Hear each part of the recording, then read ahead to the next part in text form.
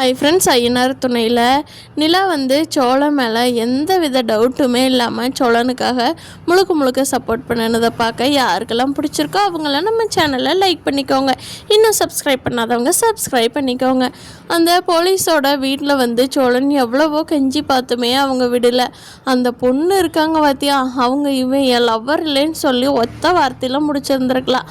ஆனால் அவங்க எதுவுமே பேசாமல் இருந்துட்டு நிலா சொன்னதுக்கப்புறம் ஆமாம் இவன் இல்லை இவர் காரோட்ட வந்த அண்ணா அப்படின்னு சொல்லி சொன்னப்போ அந்த பொண்ணை பார்த்து சப்புன்னு கொடுக்கலான் இருந்தது. சோழன் எல்லாத்தையும் கூட்டிக்கிட்டு வீட்டுக்கு வர்றப்போ நடந்த ஒன்னொன்னையும் நினச்சி பார்க்குறாரு.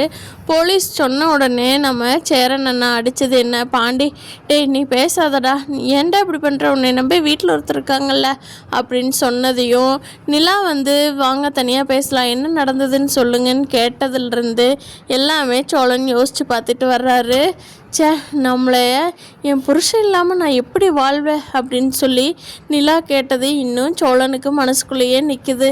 அப்பாடா நிலாவுக்கு நம்மளே பிடிக்க ஆரம்பிச்சிருச்சு அப்படின்னு நினச்சி உள்ளுக்குள்ளே சந்தோஷப்பட்டுக்கிறாரு. வீட்டுக்கு வந்த உடனே நிலா சோழனை ரொம்ப டயர்டாக இருப்பீங்க, போய் குளிச்சுட்டு வாங்க, சுடு தண்ணி வச்சு நான் சாப்பாடெல்லாம் எடுத்து வைக்கிறேன், அண்ணன் வாங்க சாப்பிட்லாம், எல்லோரும் போய் ஃப்ரெஷ் ஆகிட்டு வாங்கன்னு சொல்லிட்டு நிலா அனுப்பிச்சி வச்சிடறாங்க. அப்போ தான் பல்லவன் என்னாச்சு யாருமே ஃபோன் எடுக்க மாட்டேங்கிறீங்க அப்படின்னு கேட்குறப்போ நடந்ததை சொல்கிறாங்க.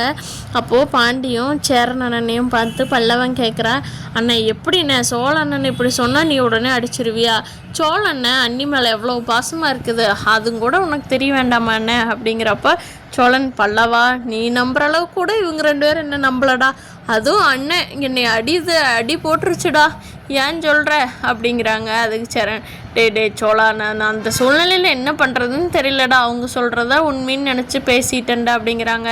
பாண்டியும் டே சாரிடா, நீ அன்னைக்கு துரோகம் பண்ணியிருப்பியோன்னு ஒரு சின்ன சந்தேகம் வந்துருச்சுடா, மன்னிச்சிருடா, இனிமேல் ஒன்றும் பேச மாட்டேன் அப்படிங்கிறாங்க. நல்லா நம்புறீங்கடா என்ன 2 பேரும் அப்படின்ட்டு, சரி சாப்பாடு எடுத்து வைங்க, எனக்கு ரொம்ப பசிக்குது, அடி வாங்கி செம பசி ஆயிடுச்சு அப்படிங்கிறாரு சோழன்.